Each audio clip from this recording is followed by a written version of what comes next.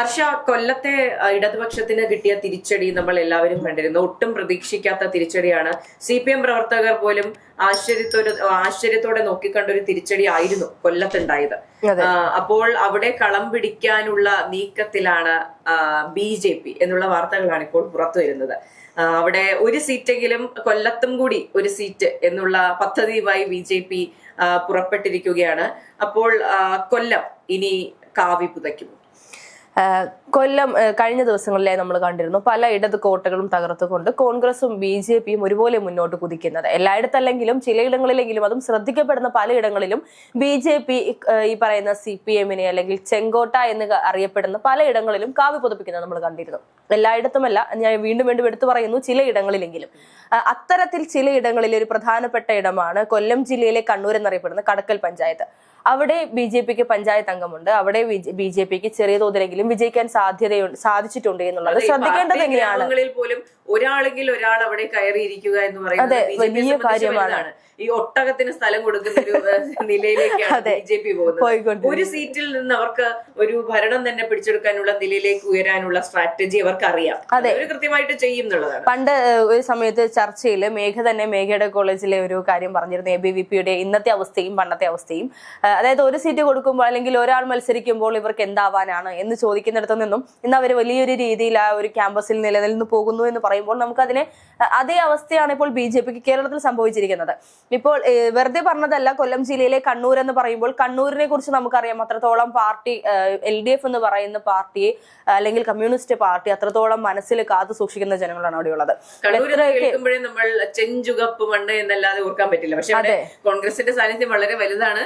അത് പുറത്തറിയുന്നില്ല എന്ന് മാത്രം. പക്ഷെ അതുപോലുള്ള ഒരു സ്ഥലമാണ് കൊല്ലം ജില്ലയില് ഹർഷ പറഞ്ഞ കടക്കൽ എന്ന് പറയുന്നത്. അതുകൊണ്ട് തന്നെ അവർ പറയുന്നുണ്ട്, കൊല്ലം ജില്ലയില് ഈ ഒരു കടക്കൽ പോലെയുള്ള ഒരിടത്ത് പഞ്ചായത്ത് അംഗം ഉണ്ടാക്കാൻ സാധിച്ചുവെങ്കിൽ ജില്ലയിൽ തീർച്ചയായും അവർക്ക് ഒരു സീറ്റ് ഉറപ്പിക്കാൻ സാധിക്കും എന്നുള്ള ഒരു കോൺഫിഡൻസോട് കൂടിയാണ് BJP മുന്നോട്ട് പോയിക്കൊണ്ടിരിക്കുന്നത്. BJP അവിടെ സ്ഥാനാർത്ഥിയായിട്ട് നിർത്താൻ വിചാരിക്കുന്നത് ഗോപകുമാറിനെയാണ്. അദ്ദേഹത്തിന്റെ ഏറ്റവും വലിയ പ്രത്യേകത എന്ന് പറയുന്നത് അദ്ദേഹം SNDP യൂണിയന്റെ നേതാവ് കൂടിയാണ്. കഴിഞ്ഞ 2 തവണയും നിയമസഭാ തെരഞ്ഞെടുപ്പിൽ ജനവിധി തേടിയ ഗോപകുമാറിനെ, BJP നേതാവ് ഗോപകുമാറിനെ വീണ്ടും മത്സരത്തട്ടിലേക്ക് ഇറക്കാനുള്ള നീക്കത്തിലാണ് BJP. ഗോപകുമാറിന്റെ ഏറ്റവും വലിയ പ്രത്യേകതയായി BJP കാണുന്നത് അദ്ദേഹം SNDPയുടെ യൂണിയൻ നേതാവ്. അതുകൊണ്ട് തന്നെ ഈഴവ വോട്ടുകളുടെ സമാഹരണം അവർക്ക് സാധിക്കും എന്നുള്ളതാണ് BJP നടത്തുന്ന വിലയിരുത്തൽ. അത് എത്രത്തോളം സാധ്യമാകുമെന്ന് അറിയില്ല. കാരണം കൊല്ലത്തിപ്പോൾ കോൺഗ്രസിന്റെ സ്വാധീനം വളരെ വലുതാണ്. ഇപ്പോൾ അവർ ആഗ്രഹിക്കുന്ന പോലെ ചാത്തന്നൂരിൽ കഴിഞ്ഞ 2 തവണയും 2ാം സ്ഥാനത്തായിരുന്നു BJP. അപ്പോൾ ഇനി 1ാം സ്ഥാനത്തേക്ക് കടക്കാൻ എളുപ്പമല്ലേ? ഇപ്പോൾ തിരുവനന്തപുരം കോർപ്പറേഷൻ കഴിഞ്ഞ തവണ BJP 2ാം സ്ഥാനത്തായിരുന്നു. ഇത്തവണ 1ാം സ്ഥാനത്തേക്ക് എത്താൻ തിരുവനന്തപുരം കോർപ്പറേഷനിൽ സാധിച്ചിട്ടുണ്ടെങ്കിൽ ഉറപ്പായും കൊല്ലത്തും സാധിക്കുമെന്നുള്ള വിലയിരുത്തലാണുള്ളത്. ഒരു സീറ്റെങ്കിൽ ഒരു സീറ്റ്, അതാണ് BJP ആഗ്രഹിക്കുന്നത്. അപ്പോൾ കൃത്യമായ ഓരോ ടോപ്പിക്കുകൾ എടുത്ത് വിവാദങ്ങൾ ഉണ്ടാക്കി കൊടുക്കുന്നത് ഇടതുപക്ഷം തന്നെ, ഭരണപക്ഷത്തിരിക്കുന്ന ആൾക്കാർ തന്നെ വിവാദങ്ങൾ ഉണ്ടാക്കി കൊടുക്കുന്ന സാഹചര്യത്തിൽ ഓരോ വിവാദങ്ങളായി എടുത്ത് വോട്ടുകളെ സ്പ്ലിറ്റ് ചെയ്യാനുള്ള ആയുധങ്ങളായി മാറ്റുക എന്നുള്ള ഒരു ഉദ്യമം മാത്രമേ അവർക്കുള്ളൂ. അതെ, തീർച്ചയായിട്ടും. ഇപ്പോൾ ഗോപകുമാറിന്റെ കാര്യമൊക്കെ സൂചിപ്പിച്ചതുപോലെ തന്നെ ഇതിനെതിരായിട്ട് നിന്നിരുന്ന CPI സ്ഥാനാർത്ഥിയായിട്ടുള്ള ജയലാലിനെ തന്നെ മത്സരിപ്പിക്കുകയാണെങ്കിൽ വീണ്ടും മത്സരം കടുക്കുമെന്നാണ് BJP മനസ്സിൽ കാണുന്നത്. പക്ഷേ അപ്പോൾ നമ്മൾ ചിന്തിക്കേണ്ട മറ്റൊരു കാര്യമുണ്ട്. ഈ പറയുന്ന ഇഴവ വോട്ടുകൾ ഇവർക്ക് ലഭിക്കുമെന്ന് പറയുമ്പോൾ പോലും മറ്റു പല സംഘടനകളുടെയും അല്ലെങ്കിൽ മറ്റു പല ജനവിഭാഗങ്ങളുടെയും വോട്ട് എന്ന് പറയുന്നത് നിർണായകം തന്നെയാണ്. ഇഴവരുടെ വോട്ട് കൊണ്ട് മാത്രം അവിടെ വിജയിച്ച് കയറാൻ സാധിക്കുമെന്ന് പറയാൻ സാധിക്കില്ല. ഇപ്പൊ തദ്ദേശത്തിൽ എങ്ങനെയാണോ ഈ തിരുവനന്തപുരം കോർപ്പറേഷനിൽ BJPയുടെ സ്ട്രാറ്റജി അല്ലെങ്കിൽ അതിന് മുൻപ് വന്നിരുന്ന ചില പദ്ധതികൾ ഉണ്ടായിരുന്നു. മുസ്ലിം സ്വാധീനമുള്ള ഇടങ്ങളിൽ മുസ്ലിം സ്ഥാനാർത്ഥികളെ നിർത്തിക്കൊണ്ടും അല്ലെങ്കിൽ ഹിന്ദു സ്വാധീനമുള്ള ഇടങ്ങളിൽ ഹിന്ദു സ്ഥാനാർത്ഥികളെയും ക്രിസ്ത്യൻ സ്വാധീനമുള്ള ഇടങ്ങളിൽ ക്രിസ്ത്യൻ സ്ഥാനാർത്ഥികളെയും നിർത്തിക്കൊണ്ട് വോട്ട് പിടിക്കാനുള്ള ഒരു തന്ത്രം തദ്ദേശ തെരഞ്ഞെടുപ്പിൽ അവർ ഇംപ്ലിമെന്റ് ചെയ്തിരുന്നു എന്ന് പറയുമ്പോൾ ഇനി അത് നിയമസഭയിലേക്ക് വരുമ്പോൾ ഇപ്പോൾ ഭരണപക്ഷത്തിരിക്കുന്ന പാർട്ടിയുടെ ഭാഗത്ത് നിന്നും ഇപ്പോൾ അവിടെ CPI ആണ് ഭരിച്ചുകൊണ്ടിരിക്കുന്നത്. CPMന്റെയും CPIയുടെയും ഭാഗത്ത് നിന്നുണ്ടായിട്ടുള്ള അല്ലെങ്കിൽ LDF മുന്നണിയുടെ ഭാഗത്ത് നിന്ന് എന്തൊക്കെ തെറ്റുകൾ ഉണ്ടായിട്ടുണ്ടോ അതെല്ലാം തന്നെയും നമ്മൾ കഴിഞ്ഞ ചർച്ചയിൽ പറഞ്ഞതുപോലെ അല്ലെങ്കിൽ ഇതിനു മുൻപ് പറഞ്ഞതുപോലെ തിരുവനന്തപുരം കോർപ്പറേഷനിൽ നോട്ടീസിൽ കൊടുത്തതുപോലെ കൊല്ലം ജില്ലയിലും ഇത്തരത്തിൽ കൊടുക്കുമെന്നാണ് നമുക്ക് അറിയാൻ സാധിക്കുന്നത്. ഈ പറയുന്ന നമ്മൾ നേരത്തെ സൂചിപ്പിച്ചതുപോലെ ചാത്തന്നൂരിലുള്ള കോൺഗ്രസിന്റെ ഒരു സ്വാധീനമൊക്കെ തന്നെയും CPMും കോൺഗ്രസും തമ്മിലുള്ള മത്സരമായി കടുക്കുമ്പോഴാണ് BJPക്ക് യഥാർത്ഥത്തിൽ വളർച്ച സാധ്യമാകുന്നത് എന്നുള്ളതാണ്. നമ്മൾ മുൻപ് പറയുന്നത് പോലെ മുട്ടനാടുകളെ തമ്മിൽ ഇടിപ്പിച്ചുകൊണ്ട് ചോര കുടിക്കും ഉപയോഗിക്കുന്ന ഒരു ചെന്നായിയായി BJP തിരുവനന്തപുരം കോർപ്പറേഷൻ പിടിച്ചെടുത്തു.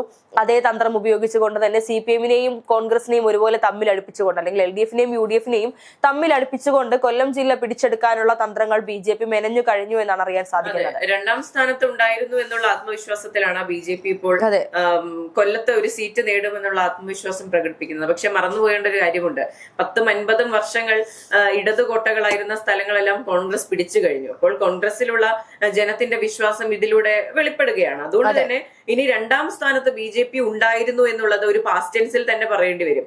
നിങ്ങൾ you are no more in the second place എന്ന് പറയേണ്ട ഒരു സാഹചര്യത്തിലേക്ക് BJP നിൽക്കുകയാണ്.